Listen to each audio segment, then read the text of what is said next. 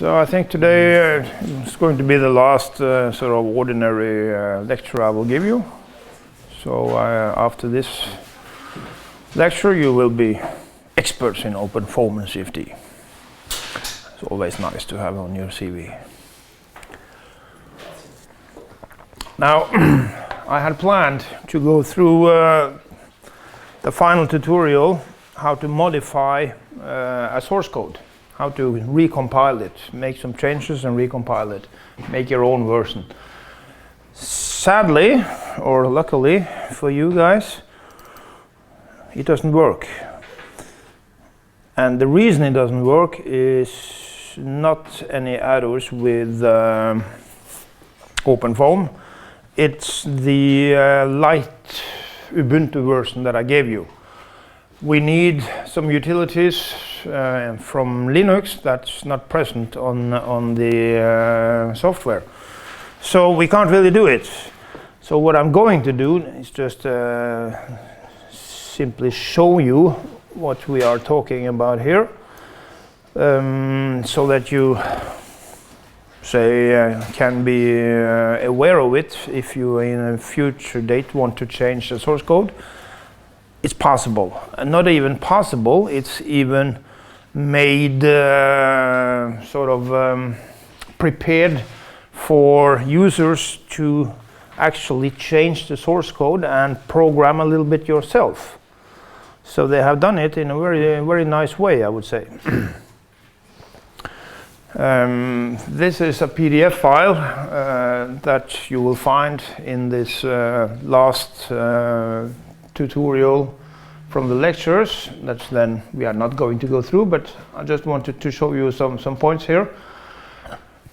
Here, well, the first address here, don't worry too much about it. It's an alias, but you will have your own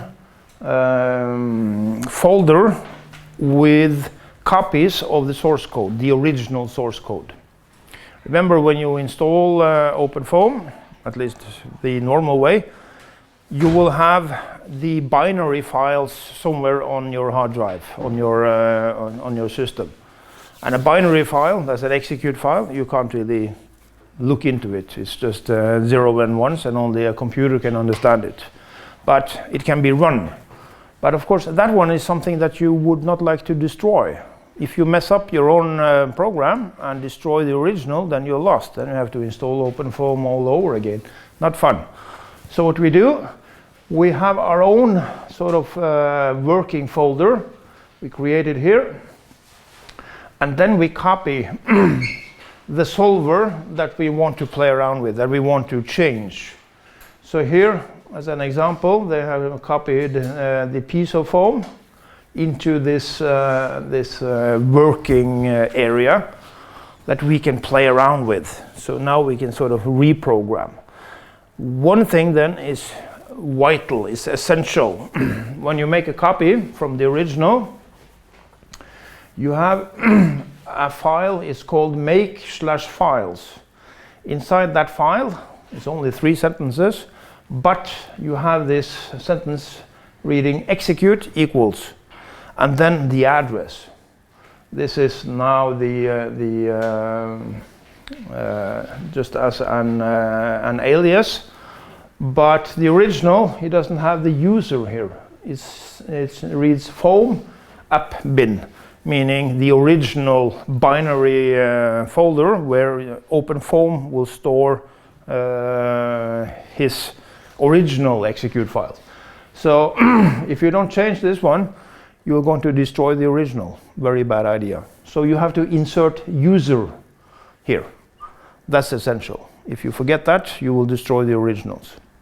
But if you do it, then you will tell OpenFOAM, whenever we create a new binary, it will be put into my own personal private user folder. Then you don't destroy anything. How to change it? Well, that will be a question of C++ programming, so I won't go through with any of those. The examples here are quite cute. The first one is just how to compile a C code. And the other one is a very small change, monitor velocity at some point. One thing you should be aware of is when you type a command in a Linux window and hit enter, what does he do? Well, he will search for the command that you are typing first in the folder where you are standing. Does there exist an executable file here with that name? Then he tries to start it, of course. If not, then he will search through his path, as we call it, a list of all folders where he can search for programs.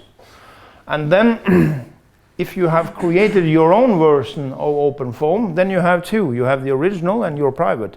Which one will he use? If you are in doubt, you write which, as it says, should be here somewhere, which piece of foam. So you just write which and then name, a program name. Then he will return the address. Which one will I address when you ask me to do this, this program? And here you can see after they have compiled, created your own local version, the address reads /home. That means your private area. If it started with /opt, OpenFOAM and so on, then it's the original. So there you can tell the difference.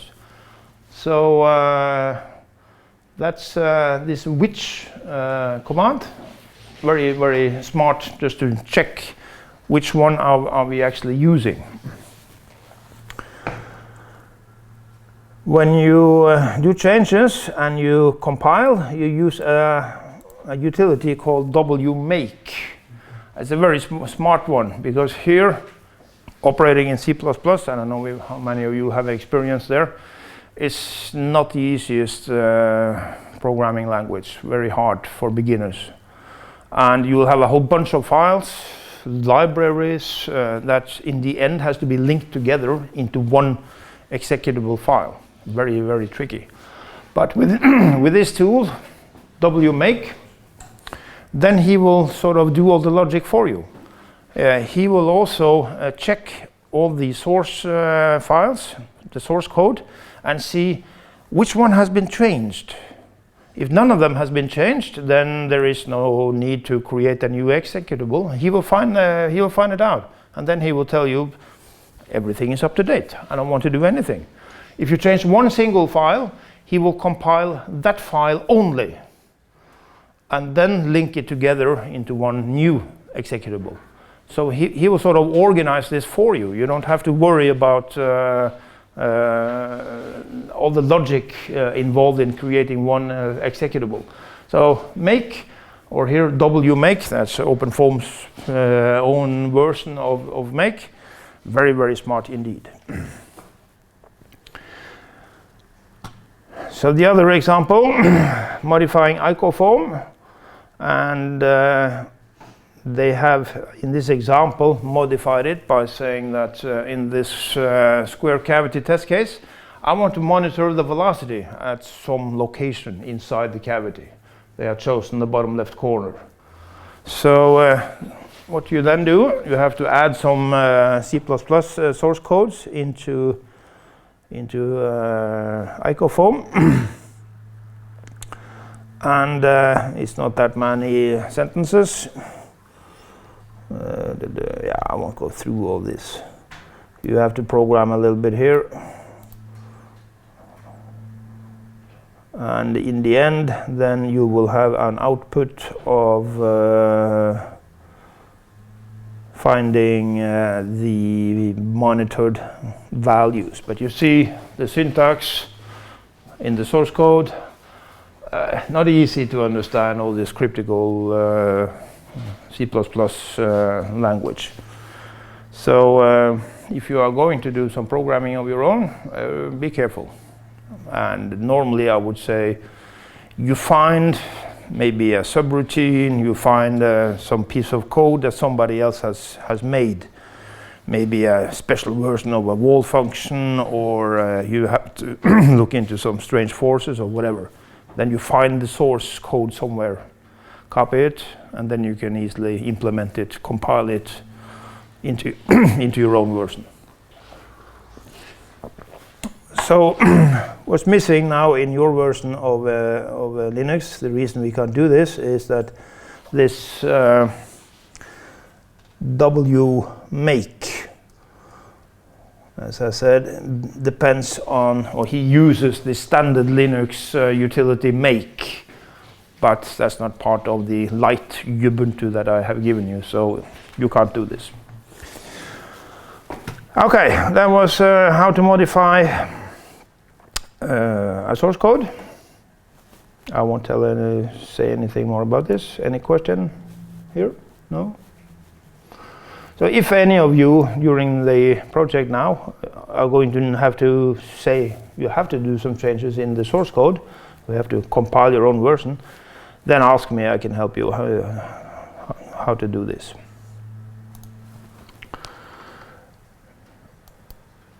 Else, today I was planning on going through some final tips and tricks.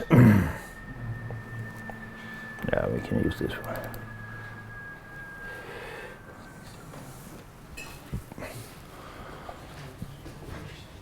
So I'll put out this one on the homepage so you can have it. This is also stolen from Joel Guerrero, and it's a man who has a lot of experience with OpenFOAM. So here we can find plenty of good advice when we run into problems. And yes, you will run into problems. You always do.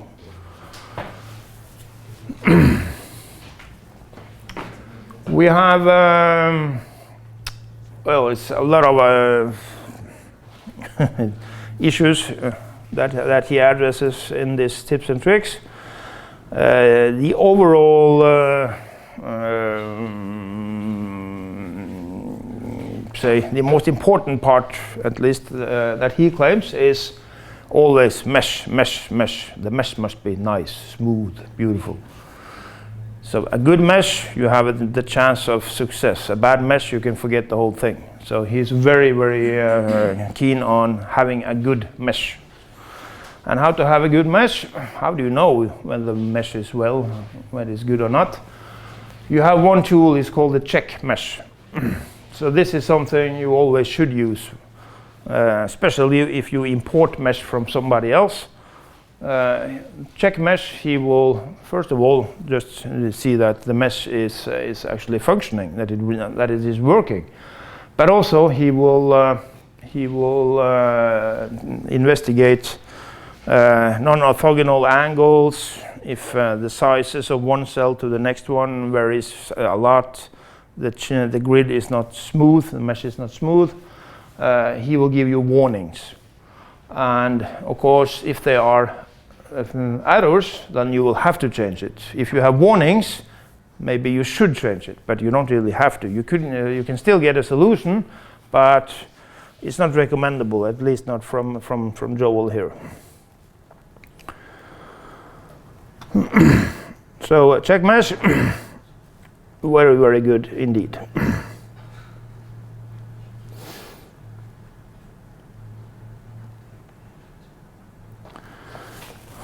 Yeah, we haven't looked into the details. When you run BlockMesh, you will have a whole bunch of different files inside this polymesh folder. He will create a lot of files here, but we haven't gone into details.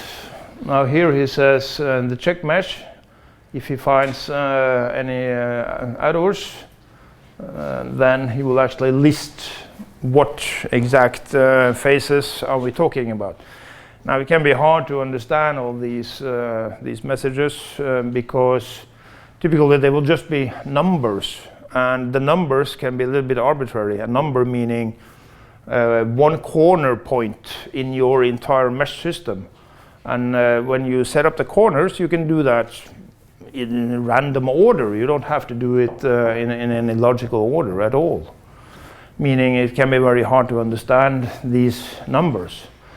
What I would recommend you to do is try to look at the mesh using this form to VTK. I did show that one to you for the elbow tutorial case. I think we have it here somewhere. Let's see.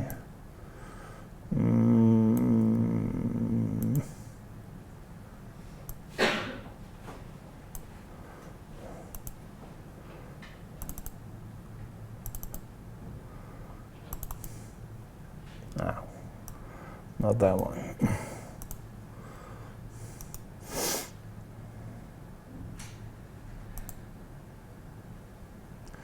Here we have it, the elbow case. The elbow, that was a 90-degree bend, and then you had a small little jet inserted here. So you sort of mixed these two flows together in one. And we stole the mesh here, unstructured mesh, from Fluent. So that was tutorial number 3. But to have a look at the mesh, then, well, first of all here, Fluent mesh to form, and then run CheckMesh, and then had to have a look at it. You create this VTK file. So then, after doing the form to VTK, you can actually start ParaView and have a look at the mesh before you have started the simulation, before you have started anything. But then you have to do ParaView, not ParaFoam. ParaView just starts the program, and then you have to go to File, Open, and then inside a VTK folder and find a mesh file that you can have a look at. And then you can actually see how the mesh is built if you do the wireframe layout, because OpenFOAM can have trouble. I mean, the mesh may look quite nice, smooth, something like this, when you look at it from one angle, but when you tilt it, then it can be a little cheating here. Let's see if we can do this. Something like this. This is what it should be like. But then maybe he has flipped some of these corners. The logic has sort of changed, so it doesn't look like this. It looks something like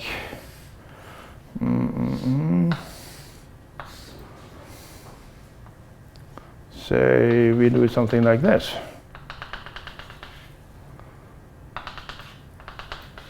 So here you have flipped 2 corners, and then of course the whole thing breaks down. But you don't see it if you only look at it from one angle. You have to actually flip the mesh in ParaView to see these arrows. So here, yes, absolutely a possibility to find what's going on here, what's wrong.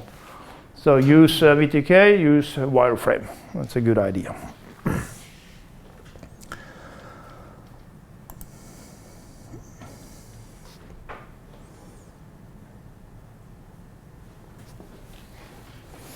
Yeah, and also he stresses here, you will be able to run with mesh quality adders or quality warnings.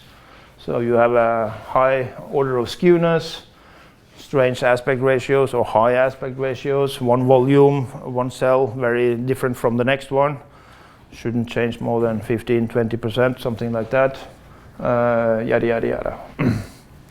But warning, your simulation is most likely to explode. Here he gives the address of the different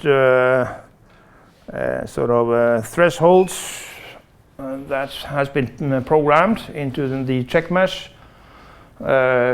One word of caution, this version of OpenFOAM that he describes here, that's version 3 dot something, so not version 4, the one we have.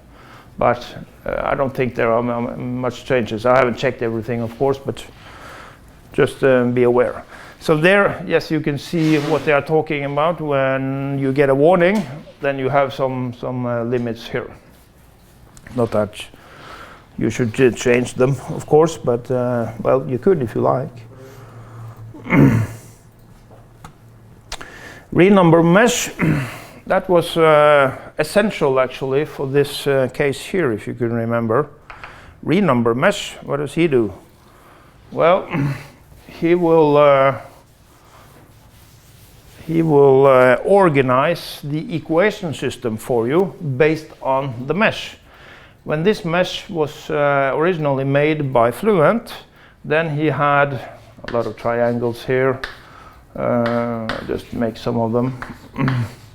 This was cell number 1, this was cell number 2, this was cell number 3. They were totally random organized. And if you now create an equation system based on this very messy grid system, you will have a coefficient matrix that will have one diagonal. Of course, always one diagonal, because when you multiply it with all your unknown, u1, u2, yada yada yada, then of course all these has to be present in the equation system. So yes, you have a diagonal, but then you will have rather strange system here, some very messy coefficient matrix. It's not good. So the renumber mesh, he will then do this much more smoother. He will say, oh, no, this is number 1, this is number 2, this is number 3. So you will have sort of a much better logic inside the mesh system, the physical mesh system, and your coefficient matrix will now be a very nice tight band matrix. So your solvers will be much faster. So this is important. Renumber mesh. If you make a mesh just with a simple BlockMesh dict file, then he will be pretty organized anyway. You can always run this renumber mesh utility just to see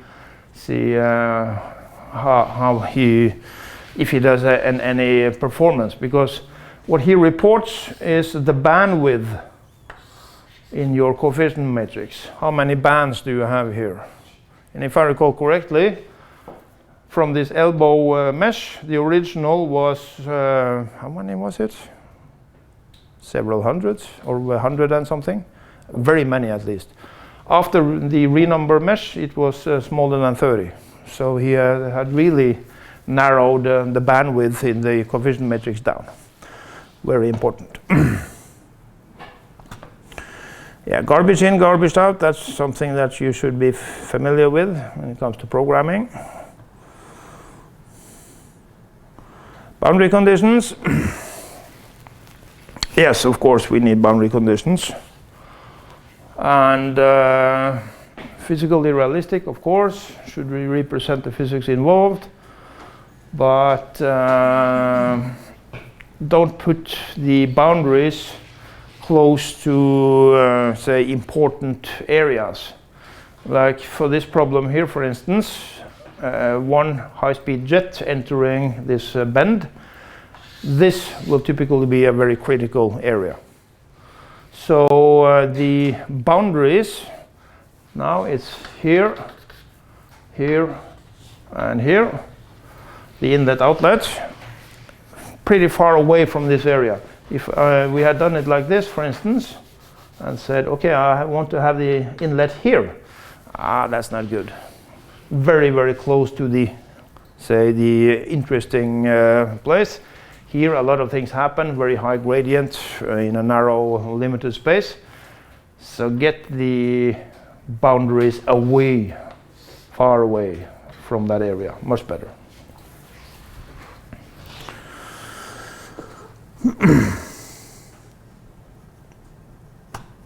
Yeah. Initial conditions, yes, that's an option. You can, in the 0 files, for velocity, pressure, whatever, you can set the entire field of velocity, all your unknowns, before you start any simulation. So for this case, well, it would be a little bit hard, wouldn't it? You can set up everything to have one velocity, but then it would be in one direction. So that's a bad idea. For this case, if you just wanted to give him a smart initial condition, then I would suggest you did a potential foam. We have actually that option. It's a potential theory, meaning no viscosity. Very simple, but then at least you will have sort of the continuity equation fulfilled, and you will set up a flow through this system. And you could use that as an initial state and then continue to simulate. You will have much faster convergence. If, however, you want to do a transient simulation and then say you want to start from everything equal to 0, then the initial condition is very easy, everything equal to 0. Of course, then it will take longer time to achieve a steady state if that's what you are looking for, but again, your choice.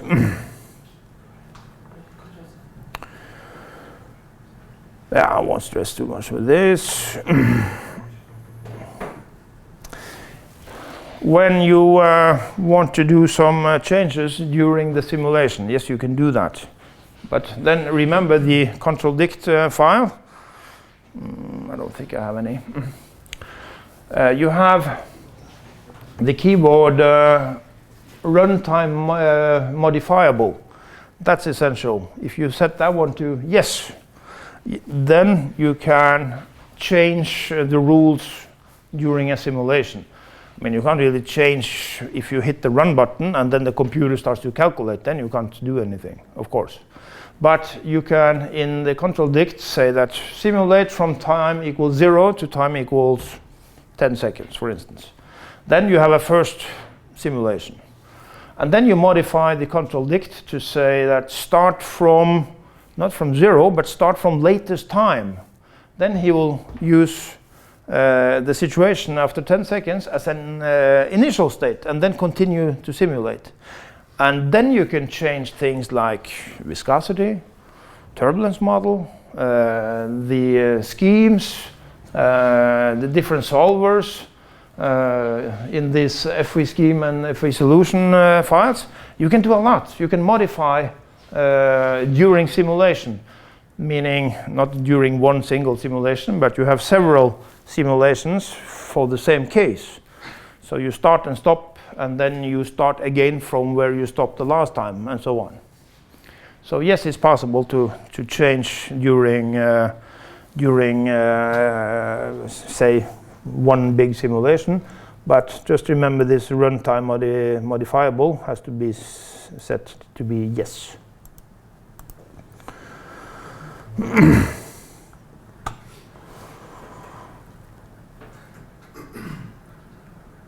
Yeah, I won't go through all this. We don't have time to all the details here.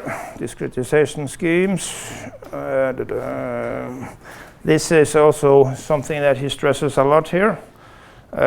Start, at least when you're interested in only a solution in the end, a steady state. You can start with some coarse, not so accurate schemes. Like, for instance, the first order upwind scheme, very stable. Quickly get a solution. It's bad, but you still have a solution. Then you use that as an initial state for the next simulation where you have changed your schemes to a higher order, say, central scheme or linear upwind or whatever. So as he says, start robust and then end up with something that's much more accurate. So he has several examples here. I won't go through all this.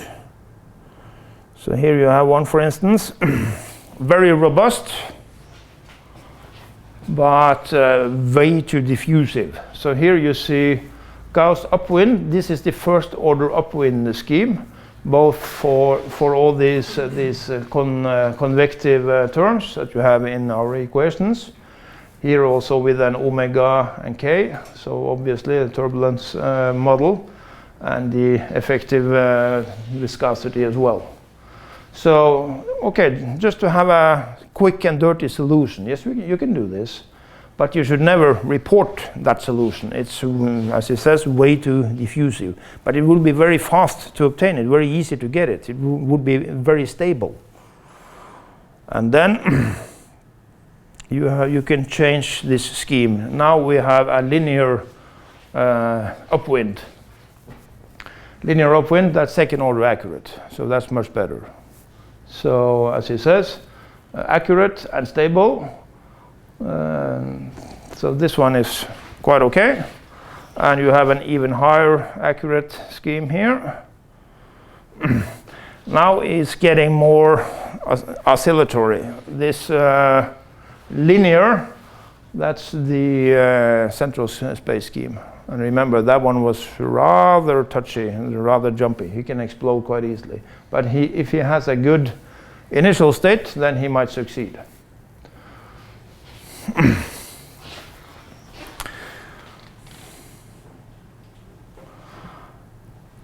Yeah. Also with the diffusive schemes, double derivatives, you can play around with different version here. You have here something he describes with this Greek letter psi. That's actually a number between 0 and 1. So OpenFOAM uses this a lot, where you have some hybrid schemes.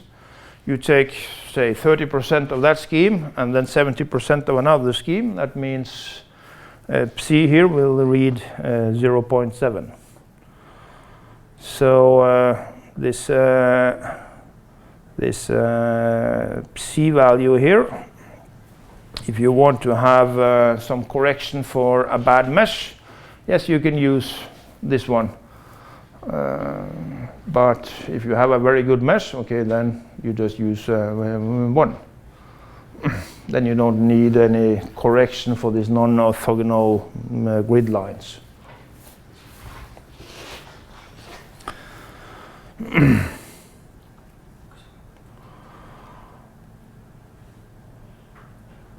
I won't go through all this. Limited 50% of each as an example. Also, the gradient terms can be modified, can be changed. So more diffusive will be more stable, but not so accurate. So what we would like is sort of the more advanced schemes, but they will typically be more jumpy. So if your code explodes, you may have to start with some more crude schemes, and then later on, hopefully, then you can use more advanced, more accurate. Again, with a blending factor of psi. And then how to choose the schemes. Well, I think he had some nice setups here for examples. So non-orthogonality, meaning you have nasty angles in your mesh system. This is really what we want, 90 degrees. But sometimes you will have mesh then that looks something like this. So we don't like it. And he says here, non-orthogonality more than 85 degrees,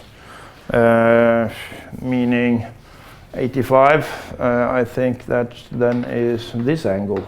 So you only have 5 degrees left here. It's a very, very pointy volume here. So then he says, go back and make a better mesh. Okay.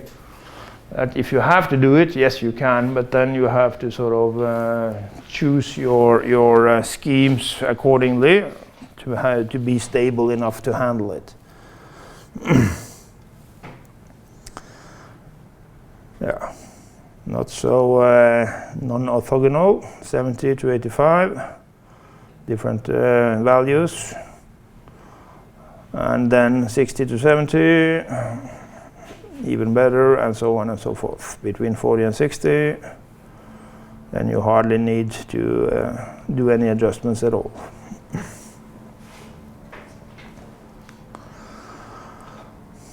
We played around with these non-orthogonal correctors for the exercise with flow around the cylinder.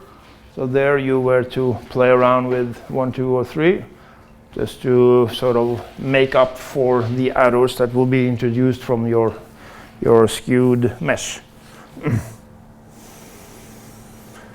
Under relaxation factors, this will then apply for the simple algorithm. So you use an alpha for the different variables.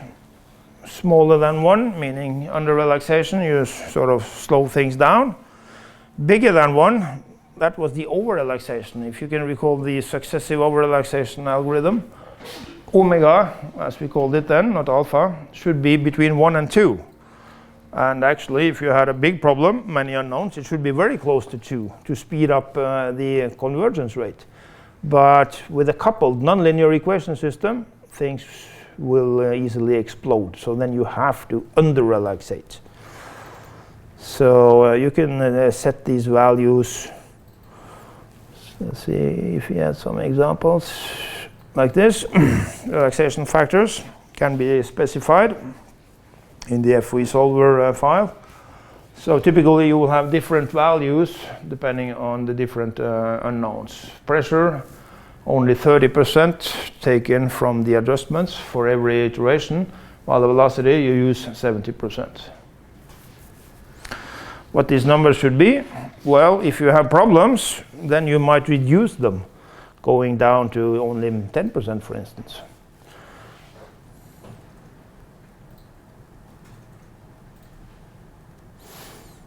Yeah, I don't think he means velocity here. It should be okay, he means velocity in terms of convergence rate, that you find a solution faster. Smaller alphas will be more stable, but it will take longer time to find a solution. So more CPU time. A little bit about the solvers. There we have talked a little bit about fast solvers, multigrid, conjugate gradient. So it typically will be one of those two families that you will use in OpenFOAM. And the very quick description will now be multigrid is the best one. Conjugate gradient is the second best. But that's not always true. Multigrid can be tricky when it comes to complex geometries, nasty boundary conditions. Remember, multigrid has to have boundary conditions on all grid levels, so that can be really tricky. So it's not necessarily a good idea to use multigrid, but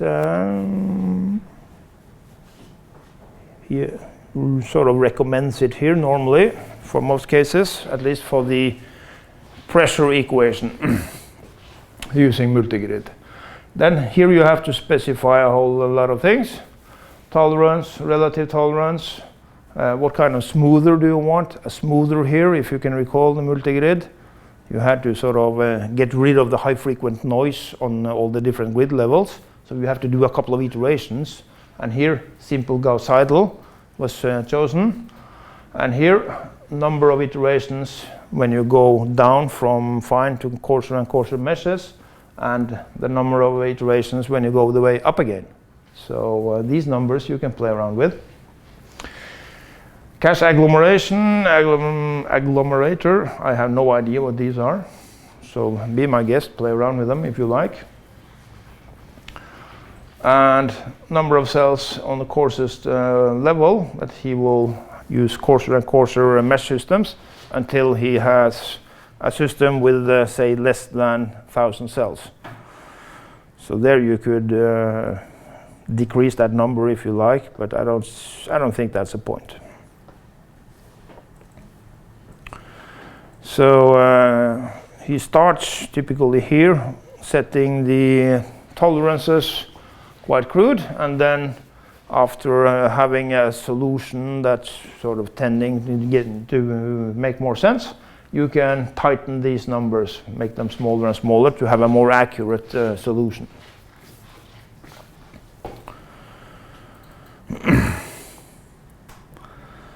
So here he now have an example with a conjugate gradient solver. preconditioner, and also here you specify tolerance and the relative tolerance. So you have a lot of options. You can play around with a lot here. So you don't necessarily have to just copy things blindly from any tutorial, any setup. You can play around with these if you have the guts. Okay, I won't go through all these different versions. You have many of them.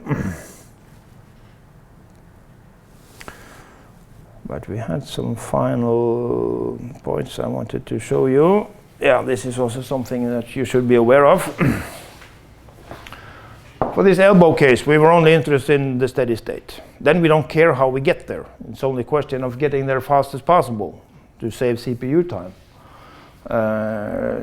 But if you have a problem that is transient, say the vorticity shedding around the cylinder, for instance, then we have some behavior in time that we have to resolve. Then it is important to use a small enough delta t. So you see, for these two examples here, the first one, way too big delta t. You can't describe this time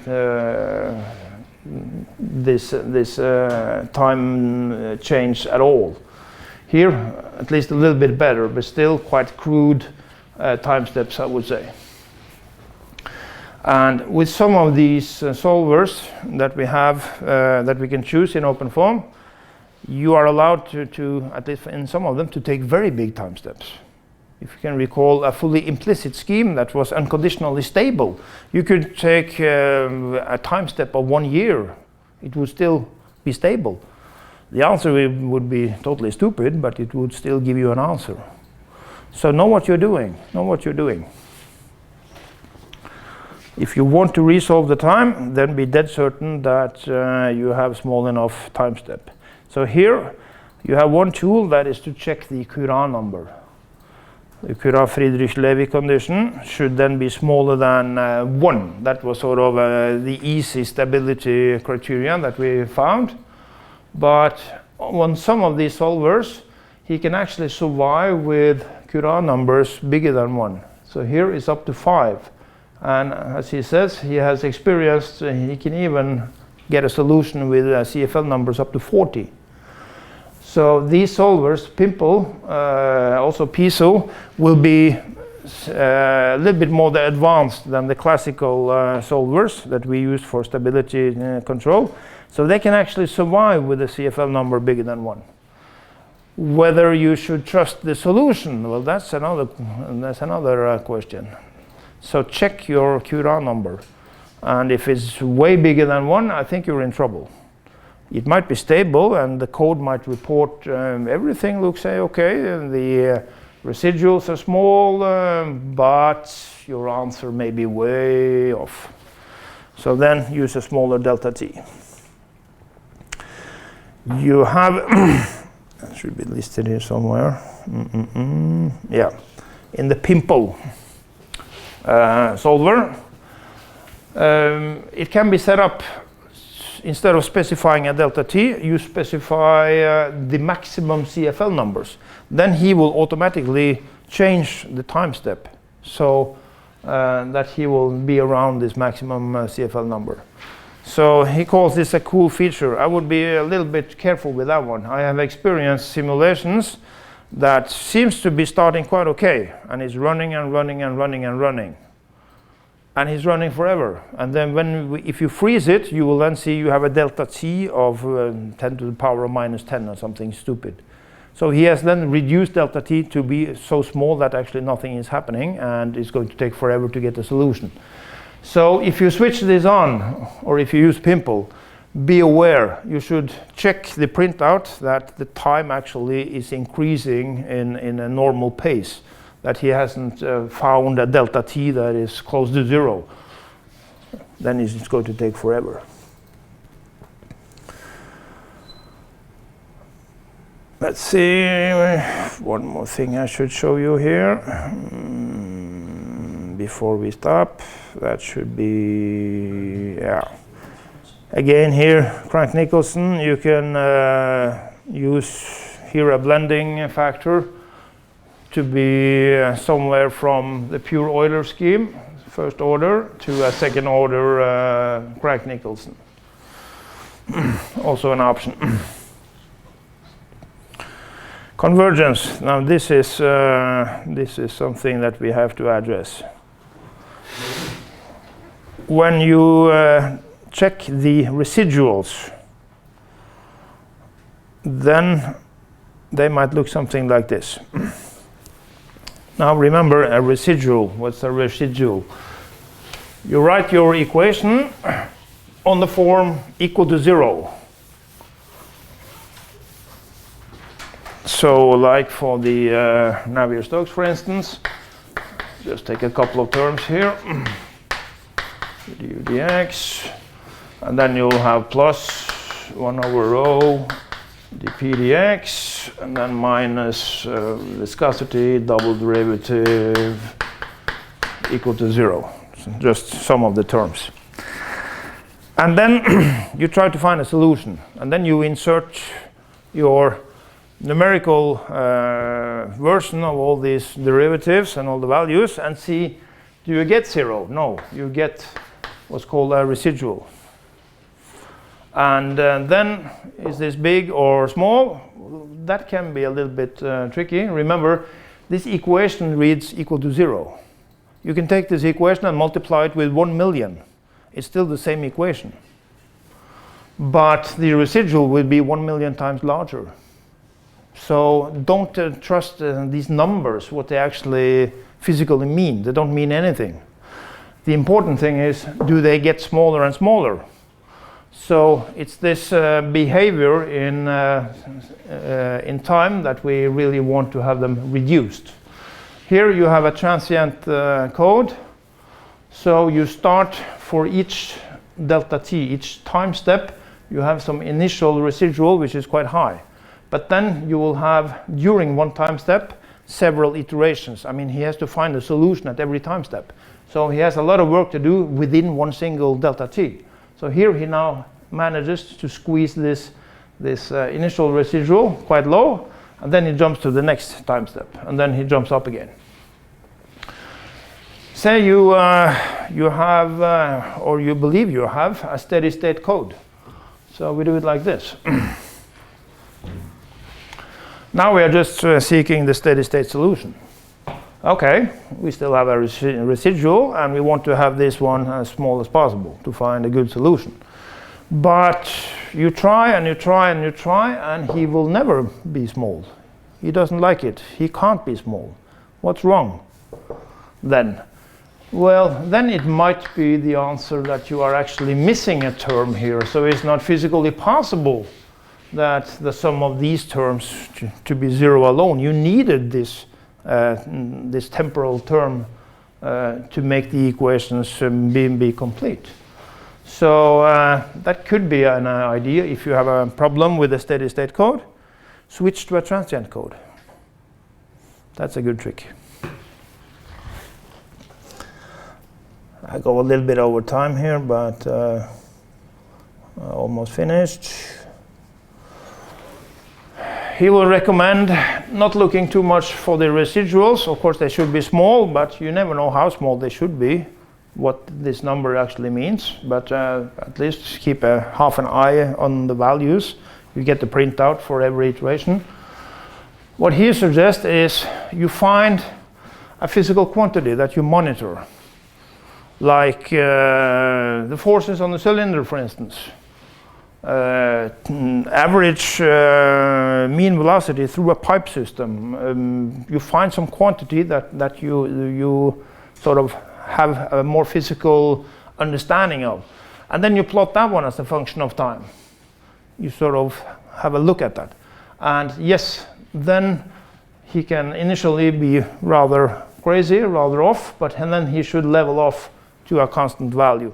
Then you know, or can at least hope that you have a more steady, correct solution. That the residuals might maybe not agree with you, then you should be warned at least. Maybe you have to switch some schemes here do some tricks. If this apparently is constant, but the residuals are still big, then you might be in trouble. Maybe you even have to remesh the whole problem. If you have a transient code and your monitored value sort of starts to oscillate, so have a periodic behavior, like the vortex shedding, for instance, then this is quite perfect. This is exactly what we want. But then, of course, you have to have small enough time step to describe that motion. Yeah, the function object, I don't think that's something that we have in our version of OpenFOAM, so we can skip that one. Yeah, the cell type. I won't go through this. It gives a warning with triangles. So it's actually a good point. Say when you have flow around an airfoil, for instance, what kind of mesh should you use? Well, if you now start with unstructured mesh, you will have triangles in 2D all over the place. Triangles very close to walls, not the best idea. What you should have is cells that look something like this. Structured, rectangular, nice cell system, very close to the walls. That's the best. And then from here on, now you could start using triangles. That's okay. But for the boundary layers, have 5 or 10 of these rectangular cells close to walls. That's the best. This is not something that we can do in BlockMesh dict in OpenFOAM. So here we need software, ANSYS, whatever, to create such meshes. We can't do that. So I showed you this dist mesh in MATLAB that can do triangles directly, but you don't get this layer, sadly. So then we have to depend on other software.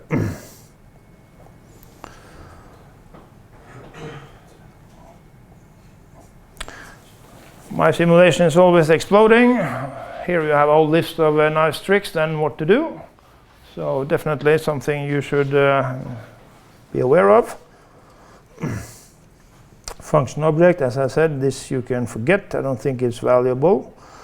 And then finally, important thing. When you're doing incompressible flows, the density doesn't even enter into the input files. The only value we specify, that's the kinematic viscosity.